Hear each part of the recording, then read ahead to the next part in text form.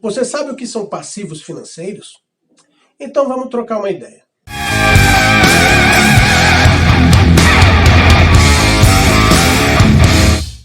Compreender o conceito de passivo e como ele está inserido no dia a dia é importante não apenas na gestão de uma empresa, mas também na gestão das nossas finanças pessoais. Passivos financeiros são basicamente os gastos de uma pessoa ou de uma empresa. Ou seja, mesmo que sejam gastos necessários, são passivos, pois não trazem retorno financeiro.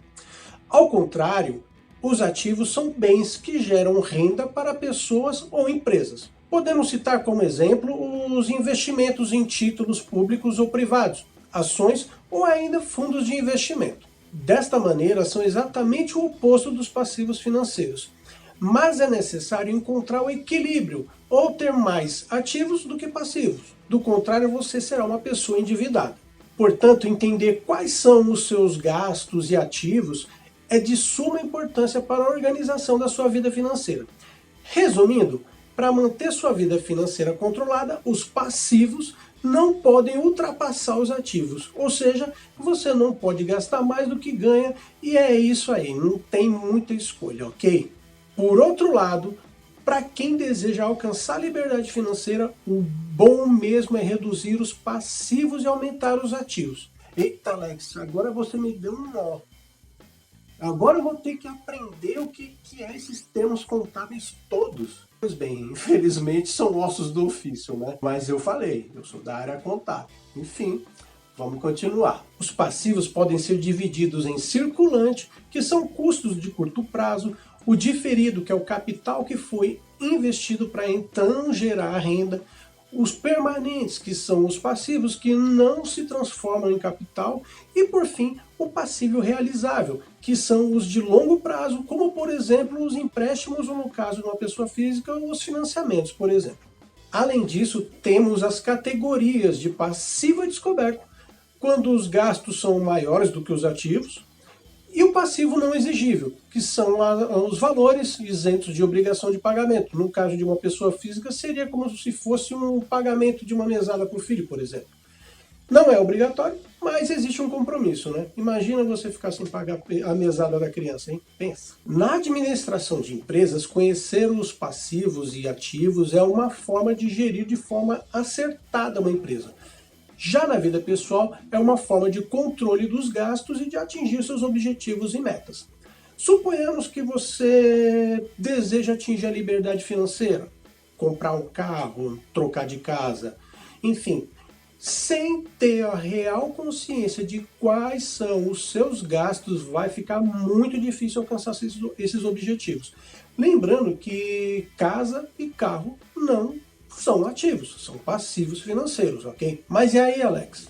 Como controlar os passivos? Se você tiver muitos passivos, existem algumas dicas para que você possa organizar a sua vida financeira, reduzir os gastos e focar em aumentar os ativos. O primeiro passo é diagnosticar os passivos.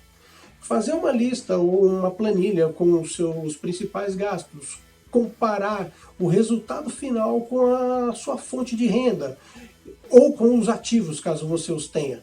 Então, a partir da comparação, identificar como está a sua vida financeira. Não vai adiantar você pegar o extrato do banco e dizer, estou no vermelho, ferrou. Ou, oba, tá sobrando um qualquer aqui, vou gastar. É muito importante você ser bem sincero, né, neste momento, porque você tem que saber o que você realmente quer. Se organizar financeiramente e crescer é um dos motivos ao qual você deve pensar justamente nessa organização. O segundo passo é organizar os passivos financeiros. Depois do diagnóstico de como está a sua vida financeira, separar os passivos por tipo. É importante separar também os gastos fixos, ou seja, os que possuem os mesmos valores todos os meses e os variáveis. Por fim, analise bem suas despesas e crie um orçamento, um limite que será gasto em cada categoria. Neste momento, você também pode começar a verificar gastos que você pode cortar, alguma coisa desnecessária e estipular metas de economia. O terceiro passo é traçar os planos. Com o orçamento em mãos, estipule quais serão seus planos futuros. Afinal, qual é a sua meta a partir do momento que você começou a se organizar financeiramente. O quarto passo é o pagamento das dívidas. Caso você possua dívidas, priorize o pagamento das que tiverem os juros mais altos. Além disso, evite criar novas contas. O quinto passo é criar a reserva de emergência. Se você ainda não possui sua reserva de emergência, se programe para montar uma. Vá montando aos poucos com 5 ou 10% do salário por mês. O importante é criar uma para não ficar na mão nos momentos de necessidade com vários passivos financeiros, ok? O sexto passo é aumentar os seus ativos. Uma boa forma de aumentar eles é através de investimentos. Portanto, descubra seu perfil de investidor, pesquise sobre as opções e invista. Lembrando que você não precisa começar com valores altos. O Tesouro Direto, por exemplo, tem várias opções baratas. E aí, gostou de aprender como controla seus gastos? Achou muito técnico, muito complexo? Conseguiu compreender? Me conta aqui nos comentários sobre o que você conseguiu entender. Já aproveita, se inscreve no canal e deixa seu like, ok? Assim eu posso te ajudar com novos assuntos para fazer você organizar melhor suas finanças, tá certo? Um grande abraço, agradeço a sua atenção e bora investir!